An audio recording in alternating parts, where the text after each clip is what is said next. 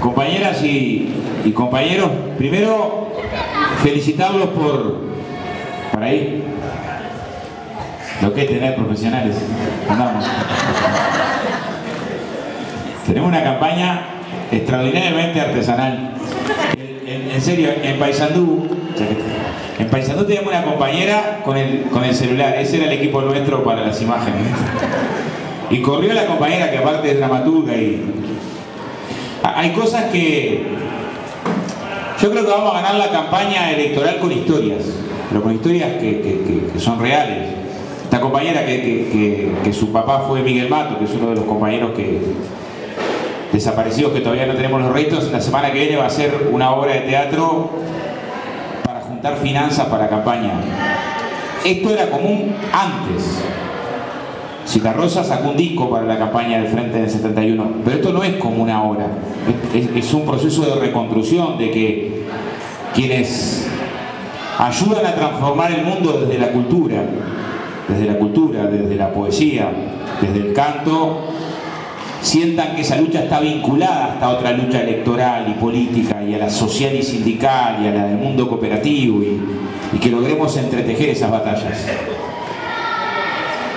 Si esas batallas se fragmentan, pueden ser heroicas, sacrificadas, pero difícilmente logremos avanzar si las parten. Entonces ya pasó el chivo que en un sindicato, justo en el teatro del Sindicato de la Aguja, van a hacer una obra de teatro que además termina con un debate sobre el feminismo, que como es de los movimientos más potentes hoy, más potentes, con más dinámicos, siempre se le pide a los movimientos más dinámicos que ayuden a los demás movimientos a articular las batallas. Tenemos ahí todos y todas una enorme responsabilidad. Las luchas por la educación fueron un factor muy importante para la unidad del movimiento social y político, que se tradujo después en la acción del 5 de febrero del 71. El antecedente de la reforma de Córdoba es una reunión de un congreso de estudiantes en Montevideo, muy pequeño comparado con el de Córdoba, en 1910, antes. Y el proceso que transita de 1950 a 1958, el debate contra los intentos del poder político de subordinar a la universidad, siempre le molestó. Necesitó el poder a la universidad, pero siempre le molestó los márgenes de autonomía. Tenía el conocimiento universitario ese doble carácter. Una de la ciencia, el conocimiento, el saber hacer al servicio de reproducir un modelo de dominación, y simultáneamente la capacidad crítica para someter el cuestionamiento de las formas de organización de la sociedad. Entonces, atención, es más, si tuviéramos que ensayar, no es motivo de la conversa de hoy, uno de los factores de cómo nos dominan los sectores en el poder, en un costado tendríamos que discutir las dificultades de la libertad de cátedra en América Latina. De cómo por múltiples mecanismos, hay un ensayo del cientista social y compañero Atilio Borón de hace unos años, donde explica claramente cómo por múltiples mecanismos, qué cosas se eligen publicar, van subordinando el conocimiento al pensamiento único. Es una batalla campal sostenida. Uno puede encontrarse que hasta en las aulas universitarias se ensaya el conocimiento de macroeconomía con la condición de que la única variable que es intocable, que no se puede mover jamás, cuasi religiosa, es la renta empresarial. Y se ve eso como conocimiento, no como dogma, no como una de las variantes de intentar el saber. Debate que está instalado. Pero bueno, claramente la consigna de obreros y estudiantes del 58 fue uno de los factores, no el único, pero uno muy importante en los procesos de unidad social y político, sobre todo social. La coordinadora, que se transformó después en CNT, en convención, se reunía en el Paraninfo, y la FEU terminó integrando, hasta ahora, terminó integrando desde el origen la mesa representativa de la CNT vieja, hoy PCNT. O sea, el vínculo entre el movimiento estudiantil y el asesinato de estudiantes, los primeros mártires, fueron un factor clave en el dolor que sirvió para pensar la unidad estratégica de la izquierda en el plano político, que no tiene nunca que descuidar la unidad en el plano social ni la síntesis de la relación entre el plano social y político como un factor dinámico. Nosotros tendríamos que aprender en esta campaña a no hablar de las cosas que hizo el gobierno, a no plantear las cosas que hizo el gobierno, porque el gobierno es una construcción social que depende de las relaciones sociales que se construyen en la política. Esto estaba muy claro hace 20 años o 30. No había mucho debate acerca de que íbamos a ganar el gobierno y a seguir las luchas con un aliado, el gobierno. Pero las transformaciones eran procesos mucho más profundos que la gestión administrativa del Estado, que importa. Es más, si tuviéramos que preguntarnos, ¿cuánto del nuevo enfoque que viene existiendo, que es un cambio radical en la forma, en la sensibilidad, en el sentido común, en la forma de entender las cosas, se lo debemos a leyes que impuso el gobierno respecto a los temas de género y cuánto al movimiento feminista? ¿Quiere decir que las leyes no importan? Importan.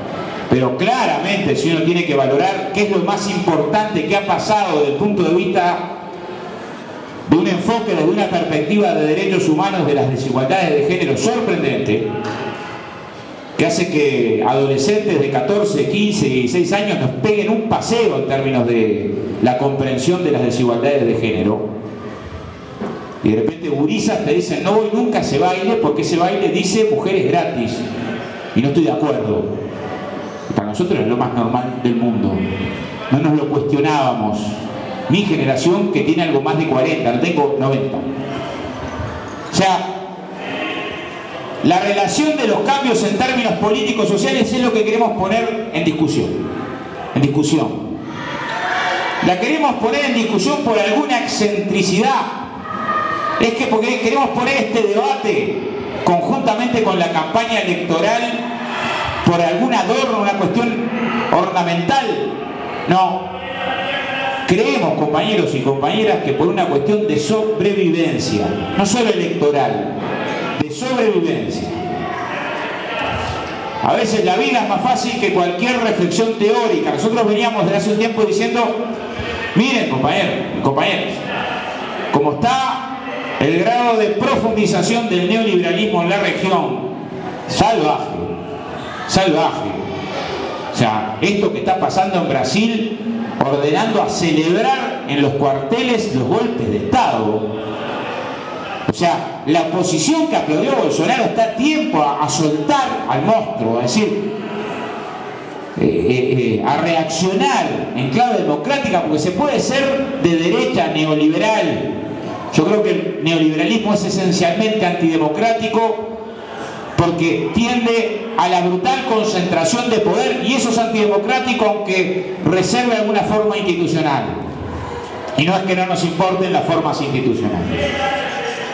Lo que está pasando en Brasil, en Piñera en Chile, Paraguay.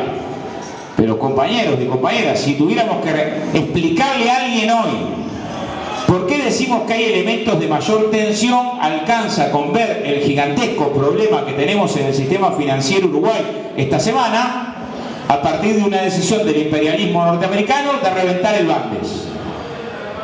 Decidió que no opera más, está sancionado, está fuera. Y eso se lleva puesto al Bandes y se lleva puesto a Integración AFAP, ¿no? Y genera un desgaste. Después podemos discutir de la reforma pendiente en materia de seguridad social. Lo que digo es, alcanzó una decisión del imperialismo norteamericano en sanción a que no se alineó Uruguay y tuvo una postura digna en medio de las presiones respecto a la circunstancia del Grupo de Lima de reconocer a un presidente autoproclamado que está pidiendo que intervengan militarmente a su país, para tener que enfrentar este proceso hoy de dificultades en el sistema financiero, de complejidad.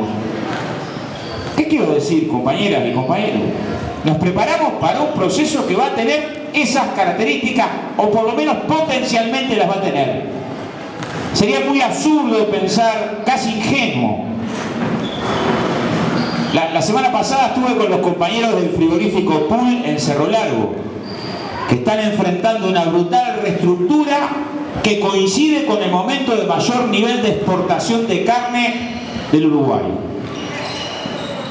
Son parte de una transnacional brasilera, Minerva, que ha rebajado los costos salariales en Brasil de manera brutal, dueña del Carrasco y del frigorífico Caneves también, una cuarta parte de la faena del Uruguay, y tiene la mitad de la faena en Paraguay, donde paga nada.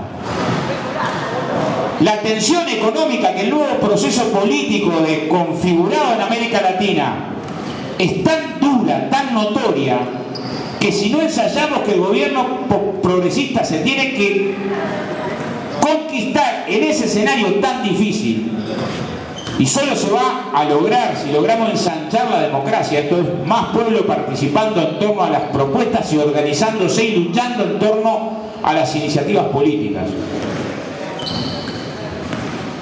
Logrando lo que logró México, 60% respaldo, y es más difícil cuando tenés un gobierno con tan amplio respaldo de popularidad, con tan amplio respaldo social, fácilmente cacotearlo. Tenés que primero limar el respaldo, y después que le limás el respaldo, en todo caso intentar reinstalarlo. Eso es lo que va a pasar en México, no tengo dudas. No se va a permitir por mucho tiempo sin tensiones. ¿Quiere decir que es irremediable el retroceso? No, pero vamos a enfrentar un proceso político en medio de estas tensiones. Y este debate sobre un tema que es principal, que es el debate acerca de la educación, está instalado en ese contexto político, no en otro. O sea, es en medio de un contexto político de tensiones económicas y políticas muy fuertes, inédito para el Uruguay en los últimos 20 años. Inédito. Estaba el país mucho más destrozado en el año 2004. Desempleo abierto, aparato productivo. El país, pero el contexto regional era otro. En primer lugar, porque el contexto político era otro. Estábamos rodeados de países que habían triunfado las fuerzas progresistas. En segundo lugar, porque el contexto económico global era otro. Había un momento donde, por la demanda china, el precio de los principales productos de exportación empezó a crecer de manera escandalosa. Eso hizo que el precio de la hectárea se multiplicara por 8, por 9. Eso hizo. Y generó una condición además de concentración muy fuerte.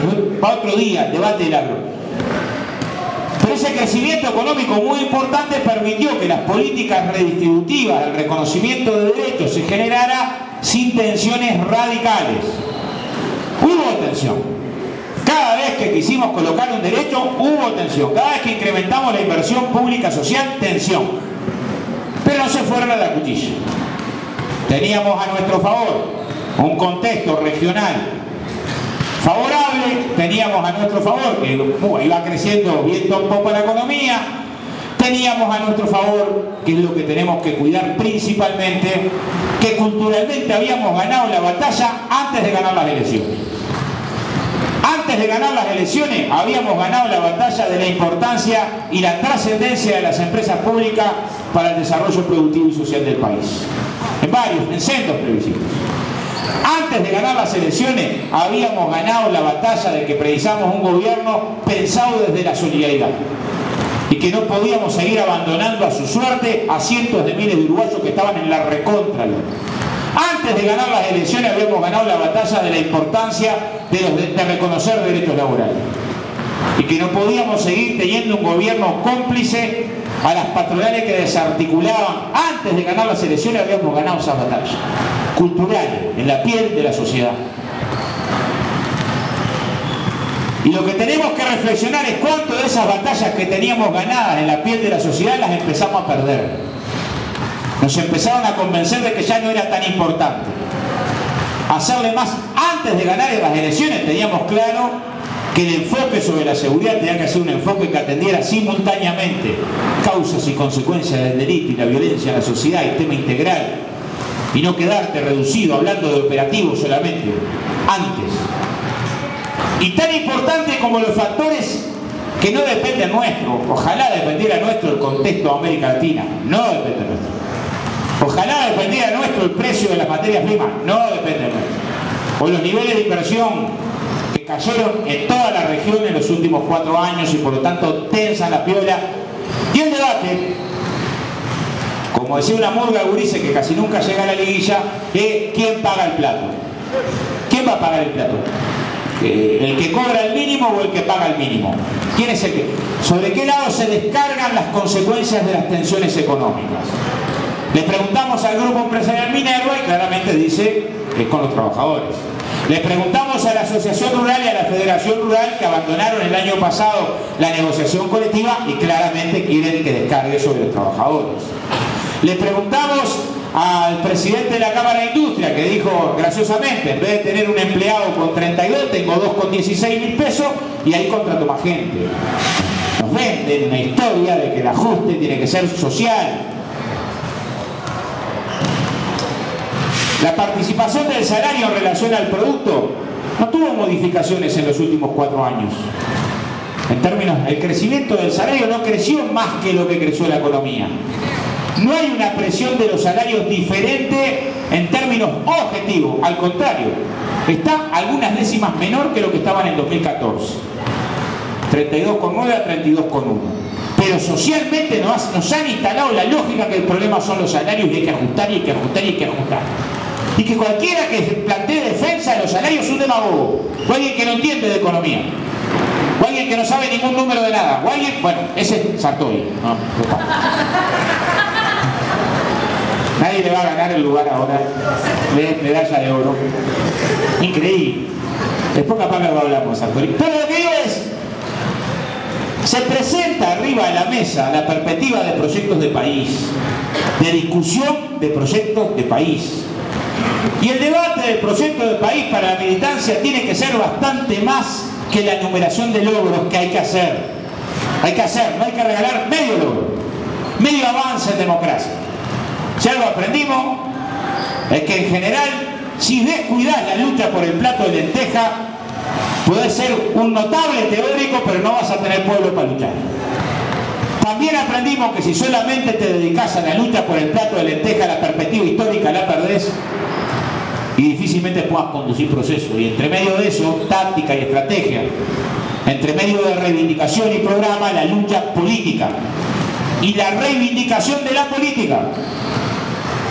Y en el terreno de las dificultades culturales que existen, en el plano del papel que le damos al movimiento social de los trabajadores, a nuestra relación, en el plano que le damos a la solidaridad, en el plano que le damos al papel de las empresas públicas, uno de los debates que queremos instalar es que esta batalla no se gana solamente presentándonos como administradores, porque la batalla que tenemos es esencialmente política. Política. Implica enfrentar intereses poderosos. Freveto el año pasado, reflexionando acerca de los problemas de las ideas en América Latina, y muy amargado por cómo desembocó el golpe de Estado en Brasil, nos decía, nos convencieron de que había que gestionar cuando había que convencer políticamente y ganarle el alma al pueblo de las luchas que había que dar. Y dejamos de hablar de las luchas que había que dar. Porque nos recomendaban que no había que hablar de las luchas por democratizar. Porque las luchas por democratizar siempre implica tocar privilegios. Siempre, Siempre. Una batalla por una educación pública de calidad tiene enfrente privilegios que tocan. Algunos locales y otros regionales. Una educación al servicio del pueblo para un proceso de transformación productiva que libere a América Latina de la perspectiva de dependencia que tiene desde que somos Estado-Nación es todo menos un proceso solamente administrativo. Es un semejante proceso político-social. Se inscribe en medio de un proceso político-social, la construcción de derechos. Nosotros estamos intentando poder discutir la conquista del gobierno y la conquista de las condiciones que establecimos programáticamente, porque el programa del Frente Amplio tiene que ser la referencia, porque somos una fuerza que se construye colectivamente desde abajo y construyó sus ideas desde abajo. Para pararnos en la batalla de dos proyectos de país requiere, en nuestra opinión, reformular nuestra capacidad organizativa de la izquierda y sus vínculos con el movimiento social y el cuarto gobierno del Frente Amplio. La educación es un factor central por varias cosas. En primer lugar, porque estamos en medio de un cambio científico-tecnológico brutal, de vértigo, de vértigo. Yo, como todo el mundo sabe, soy de Villa Felicidad. El límite entre vos, gatos, canarios, saben. No voy a explicar dónde queda Villa Felicidad, porque si no me voy a ofender. En general, cuando voy por otro lado, explico. Cerca del Progreso. ¿Cómo cerca? El corazón del Progreso es Villa Felicidad, cosa que la gente del centro de Progreso no entiende, que en la periferia está el eslabón más débil. Pero, compañeras y compañeros, yo cuando era gurí, tenía que caminar 7 cuadras a la casa de mi abuela materna para ver media hora de televisión, una tele blanco y negro que tenías que pegarle para que dejara de girar, y hay gente que peina acá que sabe que esto no pasaba. Y había un teléfono en toda la villa que nunca usé, y si hubiera tenido que usarlo me hubiera muerto de miedo de eso, sonando ruidos ahí. Y cuando comento esto, mis gurís se me miran y dicen, bueno, ¿usted de dónde se crió? O sea, el tamaño del cambio científico-tecnológico es brutal, y el tamaño del cambio demográfico es brutal. Fines del siglo XIX, principios del XX, había 1.300 millones de paisanos arriba del planeta, ahora hay 7.000 y pico. O sea, estamos en un momento de cambio brutal desde el punto de vista de la tendencia demográfica y de cambio brutal desde el punto de vista de la ciencia y la tecnología. Cada vez que hay cambio científico-tecnológico, ¿qué nos dicen? Bueno, esto llevó a que ya no hay explotación en el mundo, por lo tanto los manuales que hablaban de la explotación en el mundo están superados. Y si hay algo que concentra riqueza o democratiza riqueza, es el control del cambio científico-tecnológico. El problema es que nos impiden, porque les conviene que pensemos fragmentados, pensar el cambio científico-tecnológico al servicio de la humanidad. Si no, nadie explica cómo tenemos un mundo donde mueren 20.000 niños por día de enfermedades curables o hambre, cuando producimos alimentos para muchos más miles de millones que los que somos. O sea, en algún momento se va a construir un tipo de sociedad que mire esta sociedad y ustedes eran unos sanguinarios, no se daban cuenta. Sí, ¿no vieron los datos de la UNICEF? Que no quiere hacer ninguna revolución, pero que se los enchastran la cara diciendo ¿cómo es posible que generen un tipo de organización humana donde el 70 y pico % de la población tenga de la riqueza el 3%? Según los datos de Oxfam, una organización que trabaja mucho en ayudarnos a mirar los temas de los niveles de concentración de la riqueza. Entonces, la tendencia a democratización de todo o mercantilización de todo es un proceso de batalla campal, de lucha. Al final del camino tenés cómo gestionaste los recursos, al final. Pero en el medio del camino, cuando debatimos acerca de incrementar la inversión pública en la educación, tener una perspectiva de inversión más desarrollo, dar una discusión de qué papel va a tener la Universidad de la República, la UTEC, la Universidad del Trabajo, estamos discutiendo relaciones de poder. Y estamos discutiendo relaciones de poder desde la perspectiva política de un país latinoamericano pequeño y dependiente que tiene que quebrar la dependencia a los efectos de construir pública felicidad. Es eso lo que estamos discutiendo, no otra cosa. Eso implica que no tenemos que hablar acerca de los cambios que se dieron en tal lugar. Sí, vamos a hablar, pero tenemos que reflexionar desde qué lugar estamos mirando la realidad. Frente Amplio construyó una perspectiva, que eran 3 momentos. Transformación productiva en un esquema no neoclásico, no neoliberal, no pensando que el crecimiento económico después va a desparramar algún día algo, sino transformación productiva con justicia social en clave de transformación democrática. Y transformación productiva en medio de un mundo conmocionado por una revolución científica tecnológica, vertiginosa, que la vemos cotidianamente, que no nos podemos confundir porque ha generado todo. O sea, un breve pared. En los 90, Jeremy Rifkin elaboró una teoría del fin del trabajo. Y han pasado 30 años y pasamos de 2.500 millones de trabajadores en el planeta a 3.500 millones de trabajadores en el planeta. Estamos lejos de que lo que se haya producido en este tiempo sea el fin del trabajo. Y 1.400 de esos 3.500 en condiciones de extrema precariedad, jornadas extensísimas, $2 por día. Pero seguimos teniendo ese debate arriba de la mesa, instalado arriba de la mesa. Y enfrentamos en el cuarto gobierno, capaz como nunca antes con tanta intensidad, que está más fuerte que los 90, la discusión de que para generar trabajo, el mecanismo de generar trabajo es una estrategia competitiva en base a costos. Esto es liquidando derechos. Esto es la propuesta de la calle Po, en la negociación colectiva fragmentada, o la más ordinaria de Nicandro de eliminar el mínimo nacional, o asumir una estrategia, digamos, a la paraguaya. Paraguay es, junto con Honduras, el país con peor porcentaje de trabajadores que cobra el mínimo, o sea, apenas la mitad cobra el mínimo, la otra mitad no cobra el mínimo nacional, cobra menos del mínimo nacional. Y que ese es el mecanismo para captar la inversión, y que cualquiera que no se plante en ese mecanismo es que no entiende nada de la economía. O Sartori, que uno piensa que es bobo, pero claramente plantea: quitemos el impuesto a los empresarios. Claramente juega con mucha claridad desde el punto de vista social, desde el punto de vista político. Los países con más baja presión fiscal de América Latina son además los más pobres, los más desiguales. Sin embargo, nos venden esa zanahoria. Y nosotros estamos obligados a pensar un proyecto de transformación productiva distinta, que incorpore la posibilidad de más valor agregado, cambio científico-tecnológico, innovación, cadenas productivas, que quiebre la dependencia que tenemos hace 150 años con las materias primas. Es un proceso.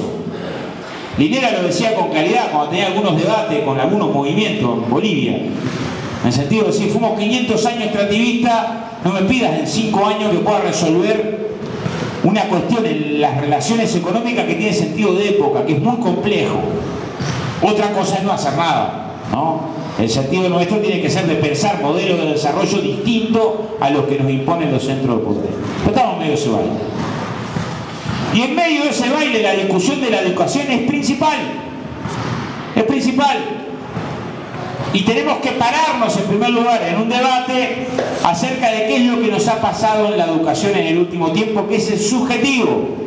¿Por qué? Porque precisamos luchar para construir recursos para la educación, y nadie construye recursos para la educación si la educación es la peor de la historia del mundo y de la humanidad y de la galaxia. Y nos han incorporado en nuestra cabeza que la educación ahora es un desastre. Yo fui al Liceo Progreso en momentos donde había mamparas para dividir salones y entramos 40 gurises por clase que no podíamos estar juntos ni abrir los brazos. Y donde el 90 y pico % de los docentes no regresaban a ningún lado, algunos los había puesto la dictadura, y el liceo se caía literalmente a pedazos, el viejo donde ahora está la Casa de la Cultura.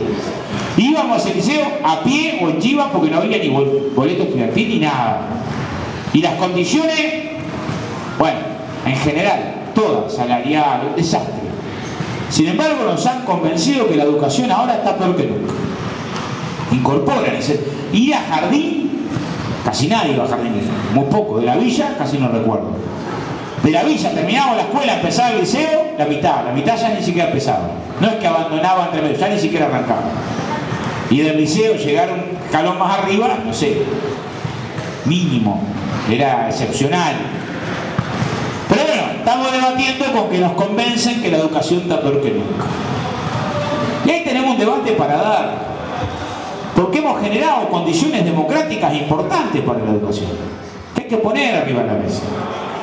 O sea, en el 2004 apenas 800 gurises por año ingresaban a la universidad en el interior. Hoy ingresan casi 4.000. La semana pasada estuve en Pueblo Greco, bastante perdido a la vuelta de Río Negro. La compañera decía: yo que mi hijo fuera a la universidad era imposible, impensable. Frevento está transformado en una ciudad universitaria. No es el único. En Paysandú se multiplicó por 10 la cantidad de gurises que hacen universidad ahí. ¡Por 10! ¡Por 10! ¿Alcanza? No alcanza. Y nos queda todavía una flota por el camino. Pero una cosa es esa perspectiva política que nos tiene que remover para garantizar derechos, para democratizar. Y otra que nos pinta en la cara de que estamos igual que antes o peor. Porque si estamos igual que antes o peor, lo que te están contrabandeando sin que te des cuenta es resignación, envenenándote con resignación, porque entonces luchar no valía la pena para nada. ¿Para qué fui al comité? Milité, pinté, recorrí.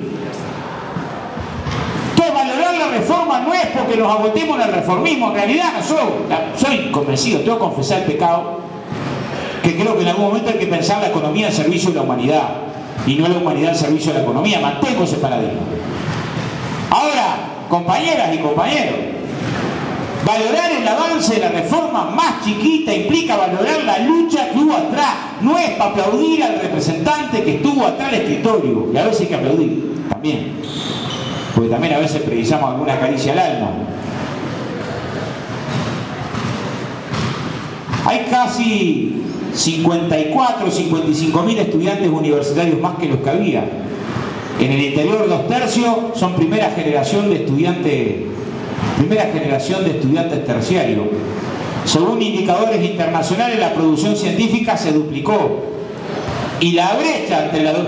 Porque si hay algo que los neoliberales son expertos en convencernos, es que lo privado es maravilloso y lo público un desastre.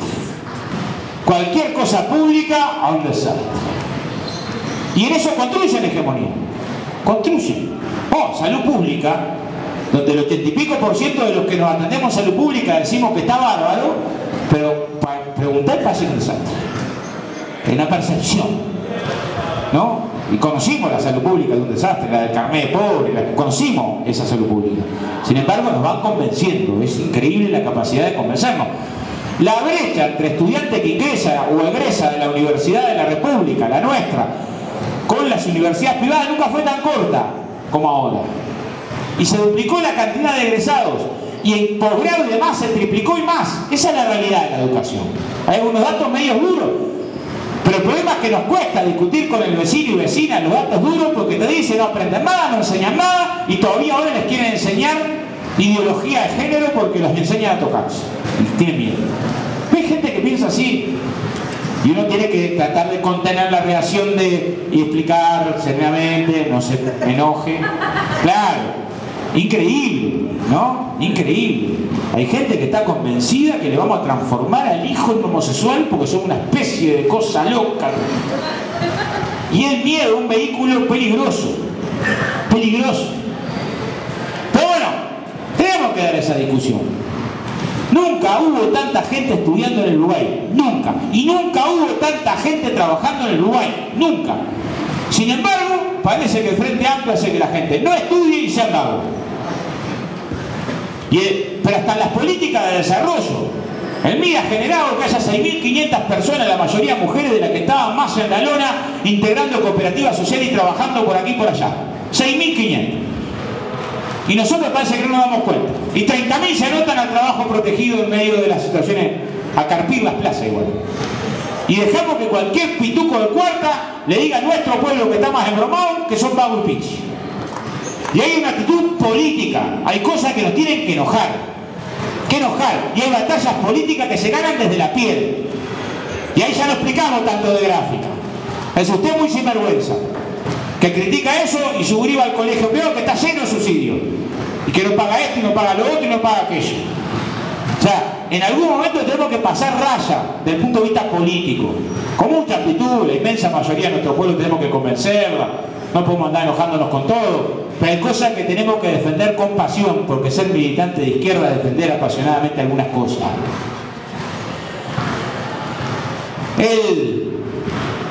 La UTU tenía 17 carreras terciarias. 17. El año pasado llegó a 79. Y ahí está mecatrónica, energías renovables. O sea, en el 2004, no hace 500 años atrás, vos tenías que en términos terciarios de la UTU había 1.300 gurises estudiando terciario la UTU. Y la UTU empezó a dejar de ser a donde iba el medio burro, o si vas a laburar anda a la UTU porque vos te da mucho en la cabeza, a pasar a ser el lugar donde te peleas para entrar. Entre otras cosas porque buena parte de la población está viendo. Y después tenemos que discutir el rumbo del cambio científico-tecnológico, el diseño que le damos, y eso es lucha, no es solamente un papelito. Pero pasamos de 1.300 a largo los 10.000, no vamos a 13, 14.000. No registro ese número ahora, pero fuimos hace poco como Peturiel. Y casi duplicamos la cantidad de estudiantes. De 50 y pico mil pasamos los 100.000 en la UTU. Y se descentralizó. Llegó a un montón de lugares en el interior. Sin embargo, la educación está peor que antes. Danza igual no existía. colocó a Uruguay a la cabeza desde el punto de vista de la brecha tecnológica, y el boleto estudiantil tampoco, y los salarios de los docentes eran una miseria, y la cantidad de docentes se multiplicó en todo, en la universidad, en la magisterio, en los profesorados y en la UTU, se multiplicó. Sin embargo, la educación está peor que nunca, y está peor que nunca, y está peor que nunca, y está peor que nunca, y está peor que nunca, y está peor que nunca. Desde el punto de vista de las estructuras, ni hablar, ni hablar. Y parece que andamos arrastrando como que defendemos avergonzados algunas cosas. ¿Quiere decir que está logrado todo? No, nos falta materia educativa. Y hay que evitar cuestiones pedagógicas, hay que evitar el tema de que para educar tenés que investigar, y tenemos que pensar cómo generar también estímulo en los docentes de secundaria, espacio de investigación, porque el proceso de conocimiento tiene que desafiarnos. La universidad tiene mecanismos ahí de dedicación completa y de beca, y a nosotros nos cuesta más ahí, hay que ver. Y tenemos que pensar hoy, interpelarnos en el sentido de que la gratuidad hoy es insuficiente para garantizar derecho a la educación, siempre fue insuficiente. Pero hoy nos muestra claramente que es insuficiente, porque apenas en el área donde tenemos más dificultades, que es la cantidad de estudiantes que terminan la educación secundaria, donde apenas superamos el 30% de gurises menores de 20 años que termina un poco más del 40 cuando lo llevaba a 22, según los últimos datos del INED. Y ahí tenemos que hay una flota que queda por el camino. El grueso de lo que queda por el camino está en los contextos más pobres. Entonces el problema no es tanto en la educación, donde hay que tomar medidas, como es esencialmente en las condiciones de desigualdad. Y también en la perspectiva de lo que ofrecemos. El gurí que deja estudiar porque total no sirve para nada. Una batalla cultural, política y social que tenemos que dar, de reconocer y garantizar. O dejó de estudiar porque salió a la zafra de o a la poda, como salíamos en la villa. Te tocaba la poda en invierno, dejé después de enganchar. Te comiste un par de meses afuera, perdiste ese año. Y después anda a recuperar trillo, salir de estigma. Bueno, ahí tenemos un debate. El programa del Frente Amplio dice claramente que hay que tomar medidas para garantizar trayectoria educativa, y dice que hay que ampliar el sistema de becas. Dice, no es un invento de nadie, dice. Lo que nosotros queremos darle cuerpo a esa propuesta, amplio. ¿Para quién? Para todos los que la precisen, ampliar. Porque además tenemos instrumentos que demuestran que es eficaz. Desde la vieja Junta Nacional de Empleo, hoy INEFO, tenemos un programa que es Uruguay Educa, muy modesto, muy modesto. En el 2016 se dieron 5.000 y algo de becas, el año pasado 7.000, y este año vamos a llegar a 9.000 becas, 9.000 gurises becados. La beca es una miseria. Media BPC, la BPC está en 3.000 y algo de pesos, o sea, imagínate, media BPC por mes, no te da para comprarte, no sé, un pan, nada. Ahora, con esa beca que es muy insignificante, que nos tendríamos que cuestionar por lo poquito que es para que un gurí estudie, decir, nada, te estoy dando nada para que puedas estudiar, que son 50, 60 pesos por día, nada, ¿no? Es muy poco. Menos del 10% de los gurises que reciben la beca deja estudiar. Con nada, empujoncito. Y en los quintiles más bajos, más pobres, tenemos más de un 80% que deja estudiar. Que deja estudiar. ¿Cómo instrumentamos mecanismos que garanticen la posibilidad de tener la gurizada estudiando? Es principal. Y no podemos tener tanta vergüenza. Claro, hay que enfrentar políticamente a los sectores que apenas digamos esto, así más plata para los vagos. Ahí está la idea. Seguir dándole plata a los vagos y a los pichis. ¿Quién dice esto? Muchos de los que nunca trabajaron un día en su vida. En su vida, marcaron tarjeta. No, hay que escucharlo. No, en algunos casos, ¿por qué hay una lógica cultural de que odiemos a los que están más pobres? Porque nos quieren convencer que el que está más pobre no tiene nada que ver con un sistema que tiende a la desigualdad, sino porque algo habrá hecho para estar en la lona. Los mismos que construyeron un país que tenía un océano de gurises con dificultades psicomotrices por mala alimentación y 2/3 de pobres. Y no tenemos que pararnos desde el punto de vista político a enfrentar y defender una perspectiva de derecho. Y decir, acá tenemos una medida para la seguridad.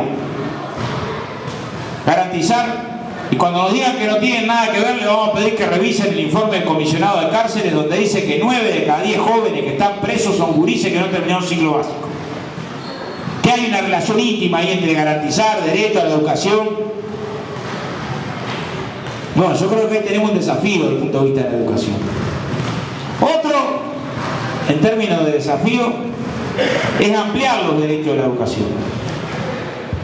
Hay 3.148 escuelas en Uruguay, de primaria.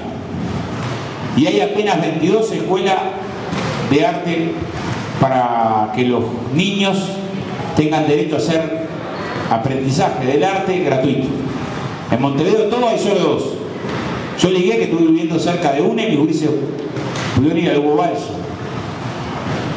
Estamos desafiados a ensanchar este tipo de experiencias. Sé lo que hacen algunos CAIF con algunos tallercitos que están bien y hay que sostenerlos y profundizarlos. Pero también cuando hablamos de una sociedad menos violenta, estamos hablando de garantizar derechos a toda la educación. Y de golpe pensar en discutir que los hijos de los laburantes y de las domésticas aprendan a tocar la guitarra no es un lujo. Y empecemos a garantizar que es un derecho. Y si pensamos en instalar estas escuelas en los barrios más pobres, tenemos que estar muy orgullosos de ser artiguistas, que hizo una revolución pensando que los más infelices tendrían que ser los más privilegiados, que estén primero. Y apenas anunciamos alguna de estas cosas, el que estaba enojado por la beca le pone un infarto. Lo que faltaba. A esos hay que enseñarlo a hacer mano de obra barata, no a que aprendan teatro. No a que se logren canalizar expresiones culturales. No, y nosotros tenemos que dar batalla en la otra dirección. Porque tenemos que ponerle al 6% de la educación objetivo. Si no una cifra, que está bien, fundamentada por la UNESCO y esto y lo otro está bien.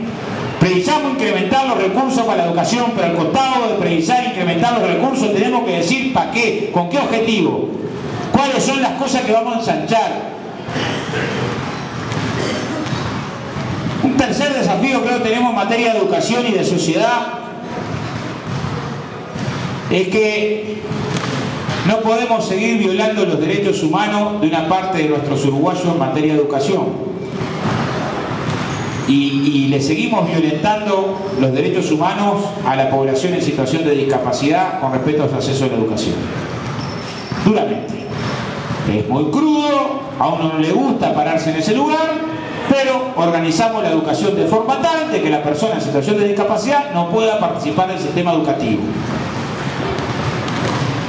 Y podemos no darnos cuenta, y mientras no nos damos cuenta, seguir comiéndome una pizza y acostándome a dormir sin que me interpele. Y después que te das cuenta, tenés que dar una batalla campal para garantizar ese derecho.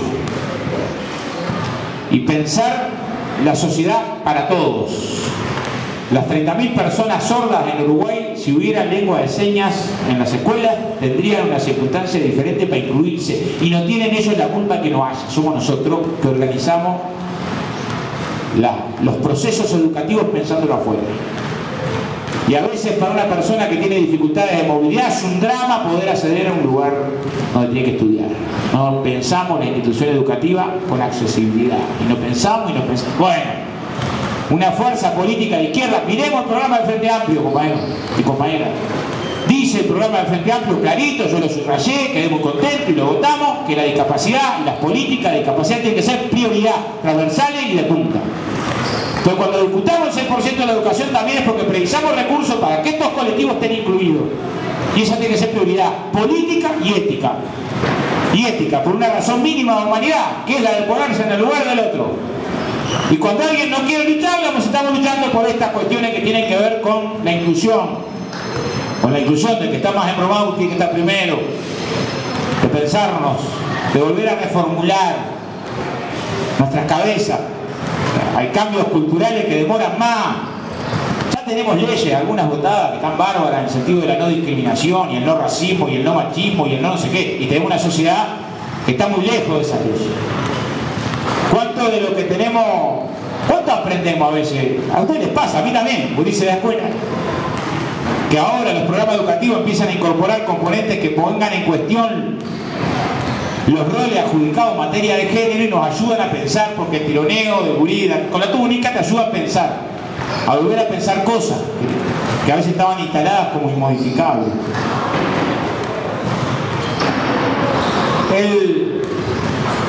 Yo creo que nosotros hemos fracasado con todo éxito hasta ahora en la explicación de que 600 millones de dólares, que es un montón de plata, que dice el programa del Frente Amplio que hay que invertir en investigación más desarrollo, no es un problema de un favor para que algún universitario tal se tenga un privilegio.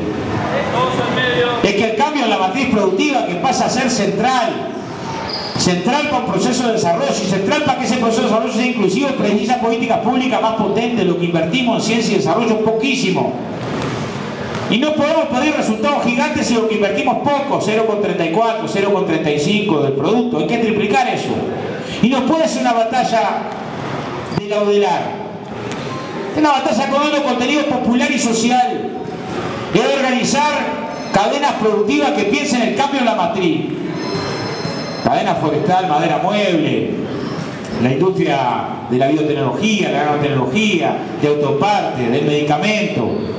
Pensando que nosotros vamos a competir no sobre la base de la precarización de las condiciones, sino en la alta. Y si el Estado participa, te da más posibilidades de orientar el rumbo. De orientar el rumbo de que el cambio científico-tecnológico se acople, se discuta con reducción de la jornada y completar la jornada con formación. La UTU que tenemos hoy, que tiene un tamaño más grande, y la UTEC que antes no teníamos, y la universidad que está descentralizada, y el INEFOC que tiene más potencia. Por pensar un sistema integrado de formación profesional a los efectos de pensar que nosotros vamos a jugar por el lado de la mano de obra más altamente calificada, los trabajadores con más aprendizaje. Y disputar desde ese lugar sentido del proceso de cambio. Porque si nos colocan, la Thatcher, que era una cra, para ellos, una cra, decía, hay que convencerlos de que no hay alternativa. De que no hay alternativa. Decía, la economía es el modelo, pero hay que ganarles el alma. Mirá lejos. Reventó a los mineros. Y hoy es más o menos el mismo debate. Nos quieren convencer de que no hay alternativa. De que como está la situación, menos todavía puede haber alternativa que se plantee la justicia social. Y cualquier reivindicación de la justicia social va a ser acusado de populismo o cosa similar. Que es una bolsa donde entra todo tipo de referencias políticas o teóricas. Hoy tenemos una trenza, que es un esfuerzo presupuestal, que está en el programa de gobierno, porque no va a ser fácil de lograr. Y que solo se va a lograr si somos capaces de convencer a amplísimos sectores de nuestro pueblo que nos jugamos ahí la suerte. Y que no va a ser a corto plazo, pero va a ser. Y va a ser si logramos un entramado político social que dé sustento al programa de cambio. No es poca cosa. Y ahí tenemos una batalla también decisiva. Pero algunas de las pistas, compañeros y compañeras, que queremos trazar, en el sentido de avance de derechos de los que están más vulnerados, por eso la discapacidad, por eso las becas, y a la vez cambio a la alta del proceso productivo con diálogo social y negociación para la redistribución, no son medidas técnicas. Enfrente van a tener poderoso intereses. A ver, nosotros vamos a apoyar una estrategia que tenga que ver con que los 25.000 pequeños productores que tienen apenas un 5% de la tierra, pero representan un 30% de la producción, se apliquen políticas como algunas de las que se han aplicado en el departamento, a los efectos de favorecer un modelo de desarrollo diferente al del agronegocio, que cada día nos está demostrando más los impactos que está generando en su sustentabilidad y el ambiente. Eso no se va a generar con que los grandes nos van a dejar caminar alegremente como el venado en la pradera, va a ser en tensión. Y tenemos un proceso de la izquierda que a veces se acostumbró menos a pensar la lucha por los cambios. Y estamos en un proceso en el que va a haber, y por eso arrancamos con la explicación de esto que nos pasó esta semana con el sistema financiero, que no vamos a tener que administrar las cosas, sino luchar por los cambios. Lo otro, compañeros y compañeras, que quiero dejarle, son aspectos que tienen que ver con lo ideológico, con la convicción de las batallas. Viejo compañero una vez me decía, el oficio del diplomático es el de administrar las cosas, el del militante es el de transformar las cosas, no es el de administrarlas, no es el de diagnosticar. Uno puede pensar que si deduce de un papel tan importante como el que está teniendo en la región la principal potencia hegemónica, con gobiernos cada vez más supeditados, lo vergonzoso de Bolsonaro en la CIA, la circunstancia de cerco, grandes grupos económicos presionando, sería absurdo insultar la inteligencia de los compañeros y las compañeras de pensar que es una tarea fácil la que se viene. Vamos a un proceso político donde ganando va a haber cosas que va a haber que resistir, que va a haber que bancar. Ni hablar perdiendo, también va a haber que resistir. Hay mucho más, un escenario político que va a venir por todo. La lucha va a seguir en cualquiera de los dos. En uno vamos a tener el gobierno de este lado y nos va a ayudar para sostener procesos de transformaciones, pero no va a alcanzar solo con conquistar el gobierno. Es una parte de la tarea de los militantes conquistar el gobierno. Y conquistar el gobierno por cuarta vez en este escenario tan duro, presiones económicas, la derecha que no coloca ninguna idea casi nunca, pero que tiene mucha plata y muchos intereses, y los medios de comunicación que están más feroces que nunca. Entonces temas gravísimos que tendría que ser un escándalo como la Intendencia de Maldonado negándole a la justicia información financiera, la circunstancia del espionaje por parte de la derecha argentina a militantes de acá. Un escándalo. No son un escándalo. No son un escándalo. Entonces podemos hablar de las sillas de ANCAP. Eso es un escándalo, pero no de esto. No del riesgo de la soberanía. No de cómo manipula el sentido. Y no estoy de acuerdo, no quiero meterme en la discusión de las sillas. Lo que quiero decir, compañeros y compañeras, es que tenemos que ser capaces de separar lo esencial de lo secundario. ¿Cuáles son los ejes? Darnos cuenta que tenemos un círculo militar que ha salido cada vez más agresivo, que nos revienta el sitio de la memoria. Que hace un año nos mataron a un militante sindical en un día de un paro de transporte, que hace poco un gurí que era grafitero, que hay violencia contra personas trans, que tenemos sectores que están cada vez más radicalizados y que algunas cosas que parecían increíbles, como este Brasil festejando los golpes de Estado en los cuarteles, nos están acorralando. Ganar la elección y poder sostener y profundizar procesos de cambio en este escenario es un maracanazo. Pero es más que un maracanazo, porque en Maracaná, ¿qué dijo Gambetta y Odulio? Los de afuera son de palo, 11 contra 11, adentro de la cancha. Acá no, acá estamos 11 y los de afuera de la cancha te van a tirar con un tomate, el juez va a cobrar todo para allá, van a marcar la cancha, la van a flechar. Ganar en esta condición, compañero, ganar las elecciones en esta condición, desde una perspectiva política avanzada, es un desafío enorme para esta generación política, enorme. Con todas las...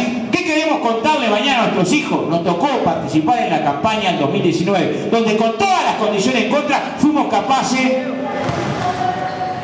Hay una frase de Ho Chi Minh que le compartía a los compañeros y vaya si sabía ese militante de resistir y de luchar en condiciones adversas en Paysandú. Decía... El árbol para crecer tiene que tener raíces profundas y la victoria tiene al pueblo por raíz. La izquierda más que nunca tiene que recuperar esa referencia, tener al pueblo por raíz, de salir a militar y a organizar y a convencer y a luchar. La perspectiva que se abre es de lucha, de movilización. Solamente con un proceso de más pueblo participando en democracia hay cosas que vamos a conquistar, y algunas de las iniciativas serán con movimiento estudiantil movilizado, con perspectiva de acción colectiva, de construir democracia de otra calidad, de ir forjando formas nuevas de Estado. Todo eso está abierto.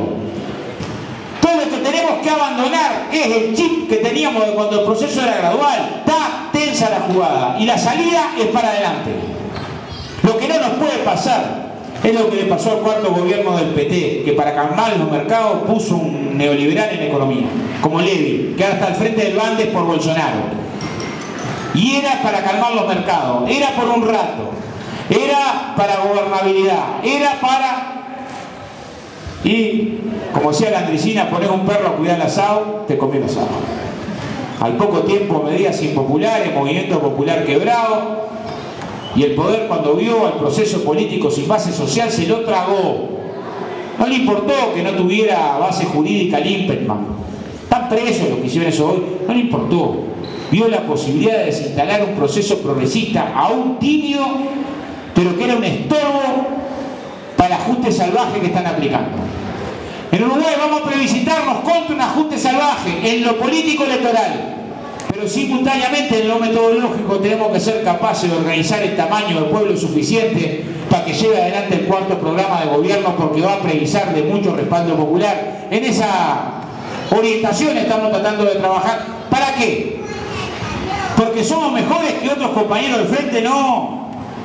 Queremos discutir ideas, que nos la devuelvan las ideas.